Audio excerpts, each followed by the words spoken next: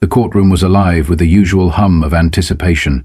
Lawyers rustled papers, spectators whispered in hushed tones, and in the background the distant, steady sound of a gavel striking echoed from another chamber. Judge Eleanor Hayes sat at the bench with her gaze fixed and professional, her expression one of unyielding composure. It was another day, another case, or so she thought, as the bailiff announced the matter before her. The state of Louisiana versus James Anderson. Eleanor shifted slightly in her seat, her hands resting on the polished oak surface of the bench. In front of her lay the case files detailing charges of assault, robbery, and resisting arrest. A familiar ache of disappointment began to settle in her chest as she contemplated yet another lost soul ensnared in a broken system. When the defendant was finally led in, the world around her seemed to slow. The man, shackled at the wrists and ankles, was not a stranger. He was James Anderson. Her James. In that charged moment, a flood of memories surged forth. The summer afternoons racing bicycles down the dusty streets of Hammond, Louisiana. The late-night talks they shared under the magnolia tree in her own backyard. The promises made in youthful secrecy to always stand by one another, no matter the cost. But the man before her was no longer the carefree boy of those halcyon days.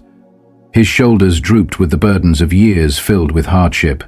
His face bore the lines and scars of a life marred by injustice and neglect. Yet, despite the toll that time and circumstance had taken upon him, his eyes, those deep, soulful eyes, remained unmistakably familiar. For the first time in her long career, Eleanor's grip on the gavel wavered. The room seemed to close in around her as she struggled to reconcile the past with the present reality. She drew a deep, steadying breath and, summoning every ounce of her judicial resolve, addressed him. "Mr. Anderson, you stand accused of assault and robbery. How do you plead?" The defendant's voice, roughened by years of hardship, emerged almost as a whisper. "Not guilty, Your Honor." His words, simple yet laden with an indescribable weight, sent a jolt through Eleanor's heart. In that instant she longed to demand answers, to know what had happened, why their lives had diverged so drastically from the innocent promises of childhood. Yet, her duty as a judge demanded that she remain impartial. "Proceed," she instructed, her voice steadier than she felt, as the prosecutor began his opening statements. Even as the prosecutor's measured tone detailed the alleged crimes, Eleanor's mind was transported back to another time, a time when she had not yet been burdened with the heavy mantle of authority.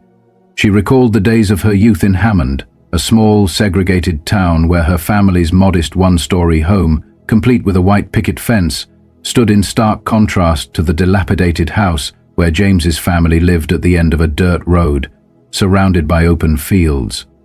Their friendship had been an anomaly, a secret bond that defied the rigid social barriers imposed upon them. She remembered vividly the day they met, an accidental encounter by a babbling creek on the outskirts of her backyard. James had been fishing, his line tangled in reeds, and without hesitation she had offered her help. That small act of kindness blossomed into years of shared adventures, whispered dreams, and a promise that they would always have each other's backs, no matter what the world might say. On one such summer night, as they lay side by side on the cool grass beneath a star-studded sky, James had confided, "Do you ever think about leaving this place? Really getting out? Going somewhere where people don't judge us for simply being together?" Eleanor had laughed, dismissing the notion as a childish fancy. Yet even then, James's eyes shone with a knowing intensity, a quiet understanding that the world, in its relentless cruelty, did not make room for people like him. Their friendship, tender and defiant, grew in the shadows of disapproval. Whispers, sideways glances, and outright condemnation from their peers pressed in on them like a suffocating weight. Then, as fate would have it, the inevitable happened. It was the summer before high school, when Eleanor's father, stern and unyielding, caught them together on the porch. His voice, cold and authoritative, commanded, "Eleanor, get inside. Now." With a resigned whisper, James murmured, "Go on." And in that heart-wrenching moment, their worlds irrevocably separated. Her father forbade her from ever returning to him, and soon after, his family moved away. In the years that followed, Eleanor immersed herself in her studies, her ambitions propelling her far from the confines of Hammond. Her ambitions propelling her far from the confines of Hammond. She went on to law school, driven by an unyielding desire for justice and fairness, yet the memory of James, the boy who had once shown her the true meaning of courage, never left her. Now, standing in the cold sterility of the courtroom, Eleanor was forced to confront that buried past. The memories of youthful promises clashed violently with the harsh reality of the present. As she looked upon James Anderson, now a man molded by a world that had failed him, Eleanor's heart ached with the knowledge of all that had been lost. She wondered silently what had become of him. His criminal record, reduced to a few minor arrests and petty offenses, scarcely captured the complexities of his life. But then the prosecutor's voice snapped her back to the grim present, detailing the alleged assault of a store clerk during a robbery at a convenience store in Baton Rouge. The clerk had suffered minor injuries and the cash register had been emptied. James had been apprehended a few blocks away, with the stolen cash still in his possession. Eleanor studied James intently as the prosecutor's narrative unfolded.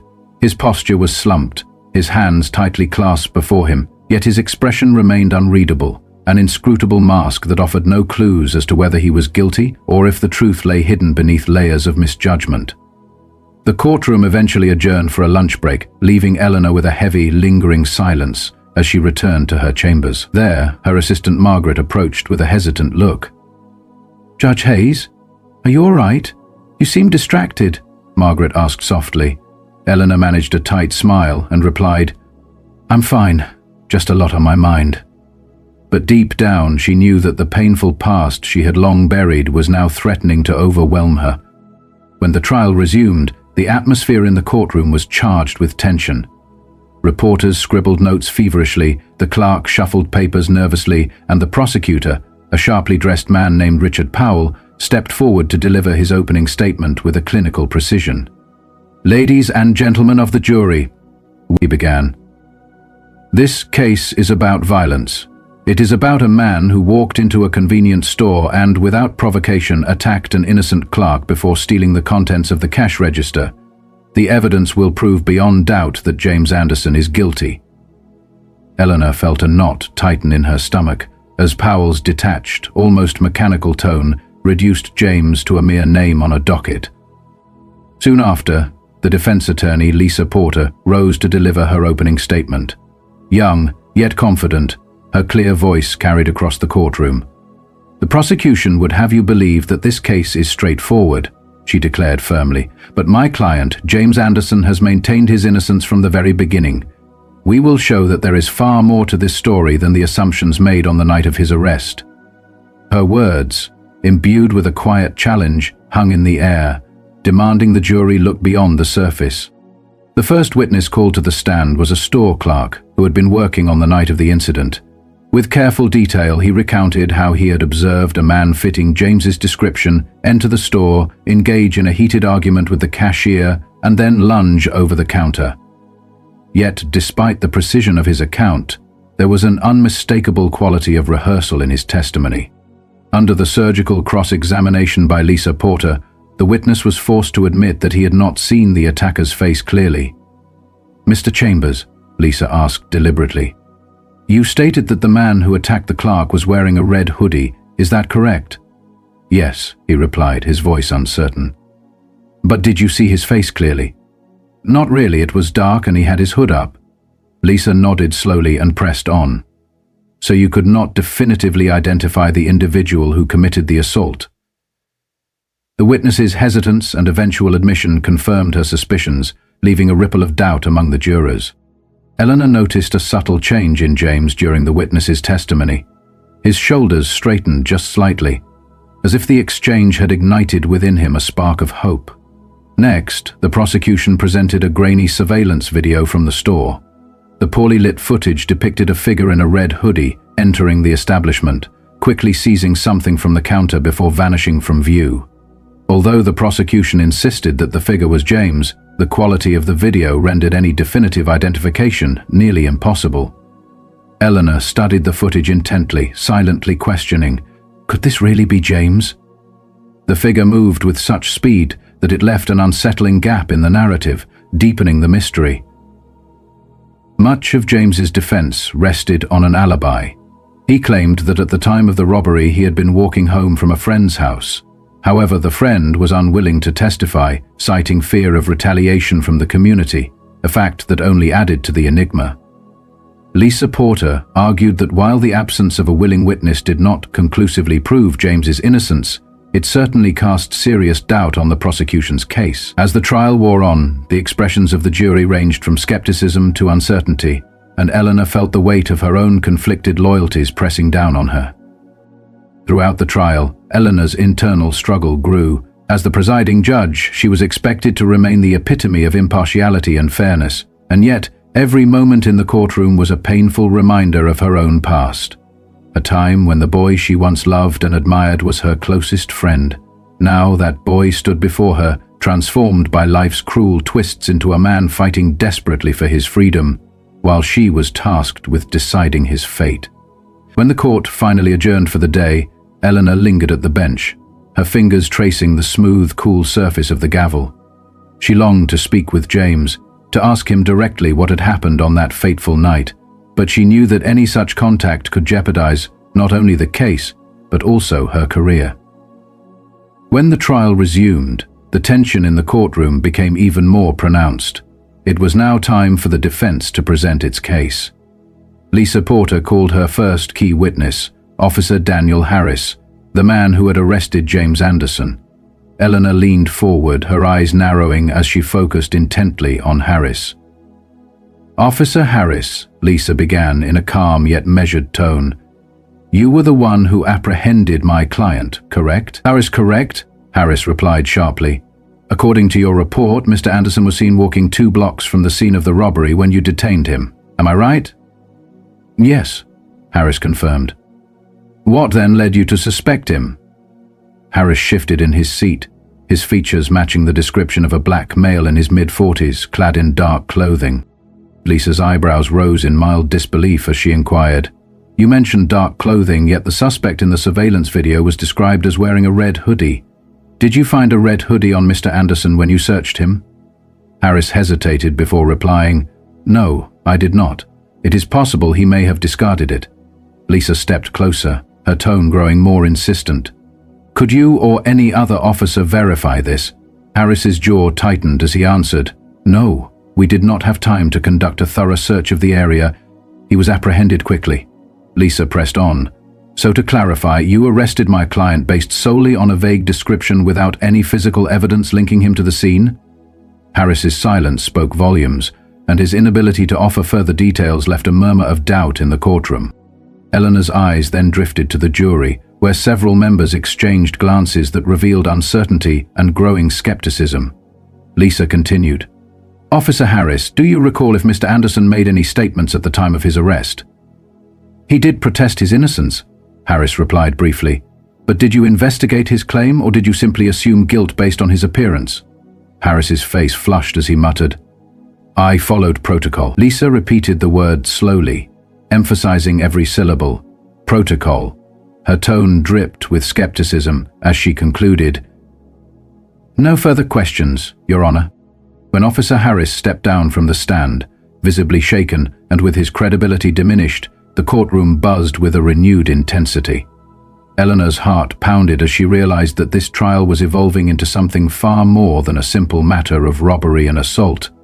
It had become a reckoning. It was a confrontation with a system that too readily condemned without understanding the full truth behind the evidence. In an unexpected turn, Lisa Porter introduced an expert witness, a forensic analyst who had meticulously reviewed the surveillance footage. The analyst explained that based on the height and build of the individual captured on camera, there was no definitive way to confirm the identity of the man in the red hoodie as James Anderson. Moreover, the analyst revealed that the footage's timestamp had been altered, which seriously undermined its reliability. Although the prosecutor attempted to dismiss this testimony as mere conjecture, the jury's expressions betrayed a deepening uncertainty. A shadow of doubt began to creep over the courtroom, its presence almost tangible as the day drew to a close. At long last, James was given the opportunity to testify on his own behalf. Despite warnings from his defense attorney about the risks, he He insisted on taking the stand. As he approached, the soft clinking of chains echoed in the hushed silence. His voice, though low and trembling, carried a raw sincerity that filled the space. "I've made mistakes in my life," he began, addressing the jury directly. "I've taken wrong turns and trusted the wrong people, but I did not commit this crime. That night I was simply walking home, minding my own business when the police stopped me. They did not ask any questions. They merely decided that I fit the bill." His voice cracked as he continued. "I've fought my whole life to be seen as more than what people assume about me, but now I'm tired. I just want the truth to matter." Eleanor's throat tightened as she listened, her eyes never leaving his, for his words were not merely a plea for justice. They were a cry for humanity. Eleanor surveyed the faces in the courtroom. The jury's expressions were a tapestry of doubt, empathy, and uncertainty. In that charged moment, the truth was no longer confined to evidence or testimonies. It had become a battle of conscience, a struggle against the weight of prejudice and assumption. Eleanor understood then that her role transcended mere enforcement of the law. It was her duty to interpret it in a way that served true justice. As the final day of the trial dawned, the courtroom was filled with an anticipatory hush. The closing arguments were delivered with precise articulation. The prosecutor leaned heavily on circumstantial evidence, urging the jury to trust in the established procedures of the legal system. In contrast, Lisa Porter implored the jurors to look beyond the superficial details, to examine the gaps in the prosecution's case, and to recognize the inherent humanity of the man on trial. Eleanor listened with an impassive face, though her mind churned with conflicting emotions. She knew that while she could not directly influence the jury's decision, she would reserve the final word should their verdict leave any ambiguity. The burden of ensuring that justice was served weighed heavily on her. Hours passed as the jury deliberated in that somber chamber. The courtroom emptied and refilled several times, its occupants stretching their legs or engaging in quiet whispers. All the while, James sat motionless, his hands tightly clasped together, his eyes fixed on the table, a silent plea for understanding etched in his gaze. He had looked to Eleanor since the very beginning of the trial, yearning for a reconciliation between the innocence of their shared past and the harsh reality that now confronted him. Finally, the bailiff announced that the jury had reached a verdict. An unbearable silence fell over the room as 4 jurors rose, and a single piece of paper trembled in Eleanor's steady hands. In the case of the state of Louisiana versus James Anderson, we find the defendant. The pause that followed was excruciating, each second stretching into eternity. Not guilty. In an instant, the courtroom erupted in a tumult of gasps, murmurs, and even sporadic cheers. Eleanor tapped her gavel sharply, restoring order to the charged atmosphere. James's shoulders sagged as if a tremendous weight had been lifted, yet his face remained unreadable, a mask of quiet relief and lingering sorrow. He had won his freedom, but it was evident that this victory came at an immense personal cost. After the verdict, Eleanor addressed the court with quiet dignity. "The jury has spoken, Mr. Anderson. You are free to go." As the courtroom gradually emptied, Eleanor lingered behind, her gaze fixed on James as he signed his release paperwork. For a brief moment, she wondered if he would leave without a word. Instead, he turned and approached her slowly.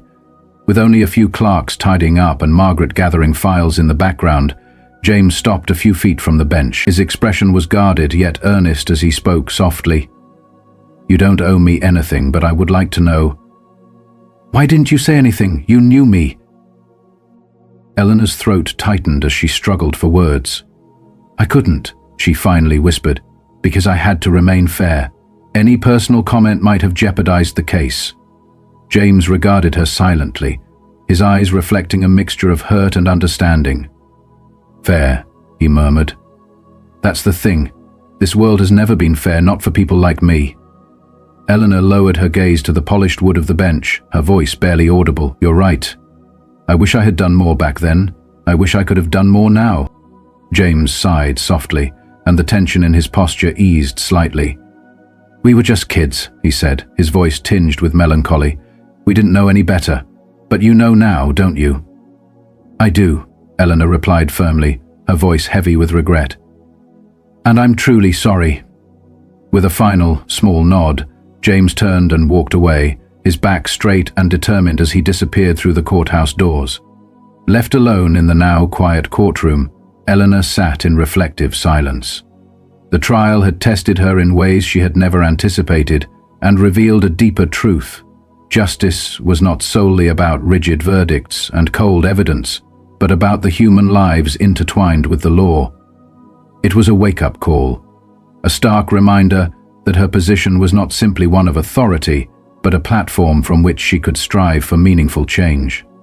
As she exited the courtroom that evening, the fading sun cast long, somber shadows across the courthouse steps. In that solitary moment, Eleanor made a silent vow to herself, and to all those who had been affected by the system's failings. She would do everything in her power to ensure that the future held more than hollow promises of fairness.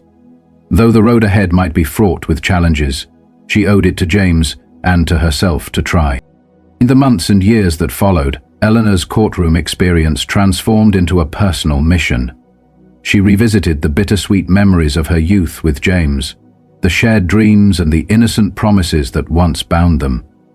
These recollections fueled a fervent determination to reform a justice system that too often reduced individuals to mere statistics. Eleanor began to see her role not only as a guardian of the law, but as an advocate for those who had been overlooked and misunderstood.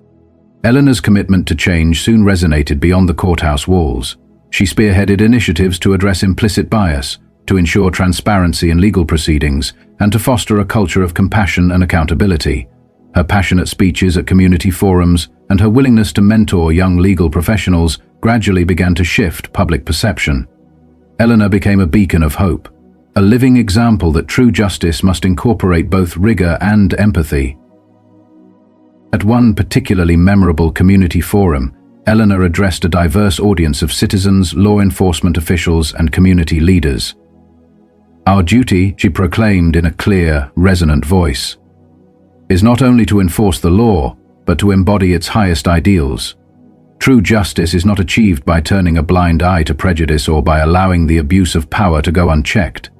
Every individual who walks through our doors is a human being with dreams, struggles, and an inherent right to dignity.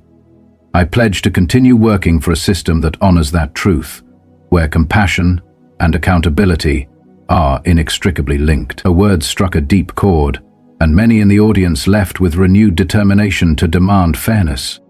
Eleanor's influence spread steadily over time.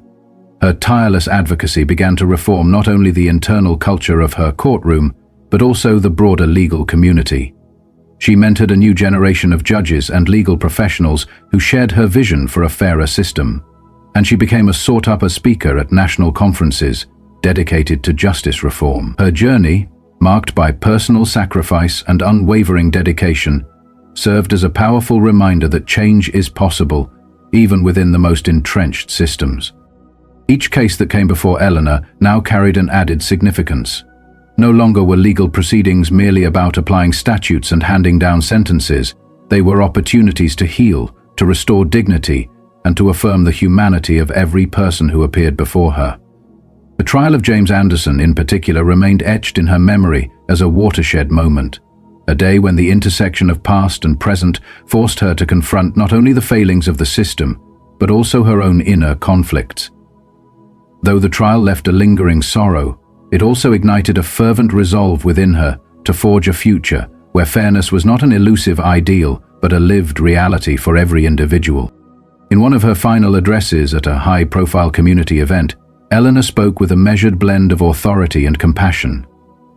"Justice," she declared, "is not solely defined by the verdicts we pronounce or the laws we uphold. It is measured by the lives we touch, the hope we inspire, and the future we build together. Every person who enters this courtroom is not merely a case number, but a human being with inherent dignity. I vow to continue working for a system that honors this truth, one where compassion, accountability, and respect for every individual guide our actions." Her words resonated deeply, leaving an indelible impact on all who heard them. As the final day of that long trial drew to a close, Eleanor found herself alone in the silent courtroom, the weight of the day's events pressing upon her. The trial had not only tested her resolve, but had transformed her perspective on justice.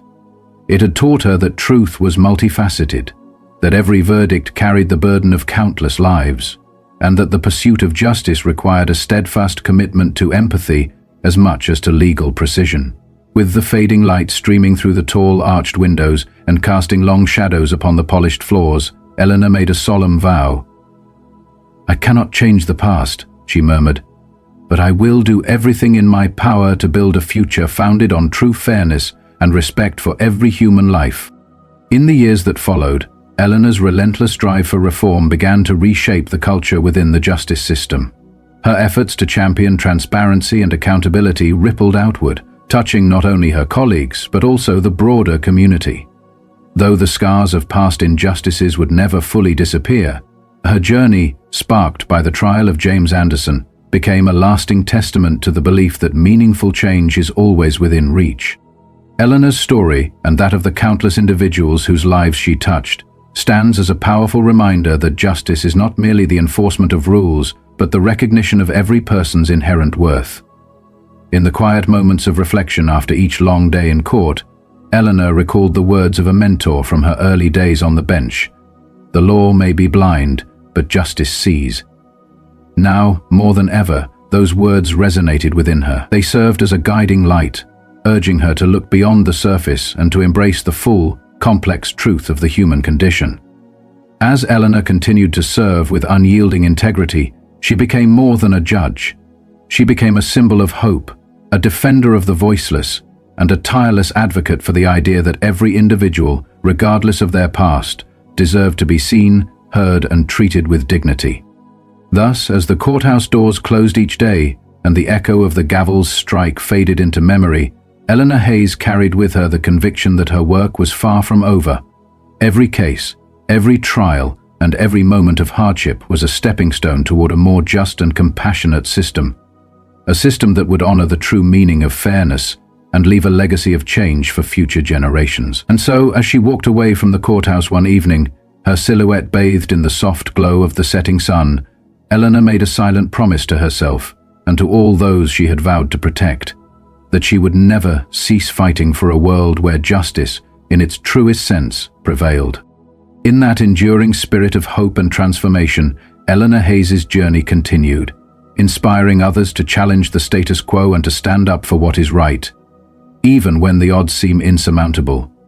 Her legacy, born from the trials and triumphs of her own heart, remains a beacon for those who believe that a fairer, more humane justice system is not just a dream, but an achievable reality. And as the years passed, her tireless dedication ensured that the pursuit of justice would always be marked not only by legal victories, but by the countless lives transformed along the way.